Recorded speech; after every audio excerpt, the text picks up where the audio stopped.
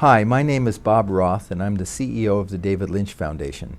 It's a 501c3 nonprofit educational organization that was established 15 years ago by the great filmmaker David Lynch to bring the evidence-based stress-reducing transcendental meditation technique to people of at-risk populations of all ages, be it at-risk youth attending under-resourced schools, or veterans suffering from post-traumatic stress disorder, or women who are survivors of domestic violence and sexual assault.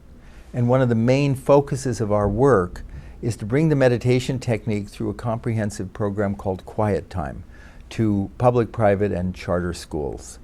And in the past 15 years, we brought it to over 1 million kids in the United States and all over the world. And what we do is we focus on this epidemic, as I said, of trauma and toxic stress that with young people is absolutely devastating, as you know, their lives. It undermines cognitive and brain functioning, it undermines physical health, it stunts physical growth, devastating impact on behavior, fuels violent, crime-ridden behavior, criminal behavior.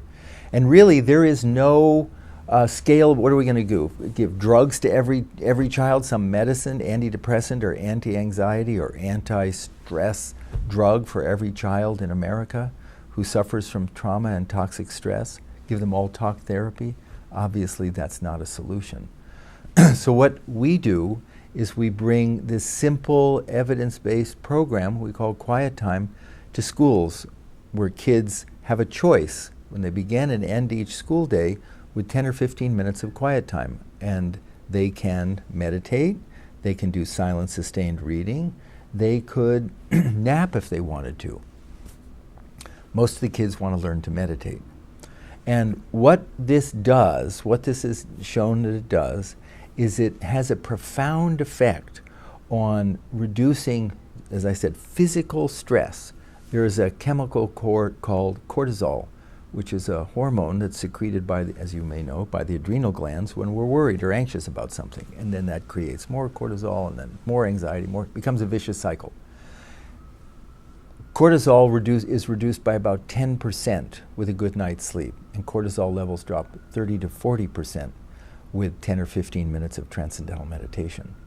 It also wakes up the creative networks within the brain and the attention networks in the brain and calms the amygdala, which is the reactivity center.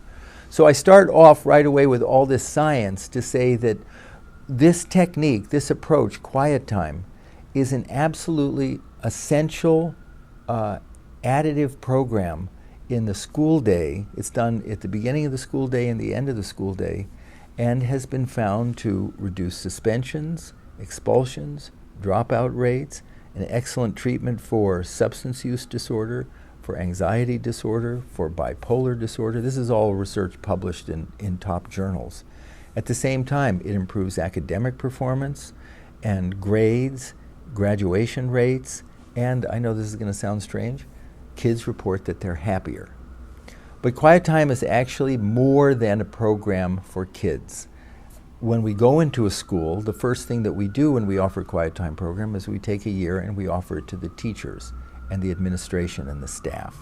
Because as you well know, stress and burnout is, like almost 50% of the teachers quit within 5 years.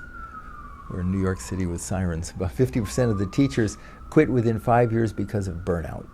So we also work to bring this as a staff development program, as an accredited staff teacher development program. What is meditation and how does it work? There's a lot of different, the word meditation is very generic. Research says there's basically 3 types.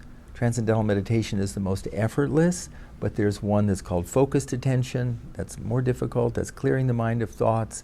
There's another called mindfulness or open monitoring, has proven itself effective and for different reasons, and then self-transcending or transcendental meditation. But it's very satisfying to see the receptivity now in the schools. I've been teaching this for almost 50 years. And who'd have thunk 20 years ago that meditation would be in the schools, and now we can't keep up with the demand.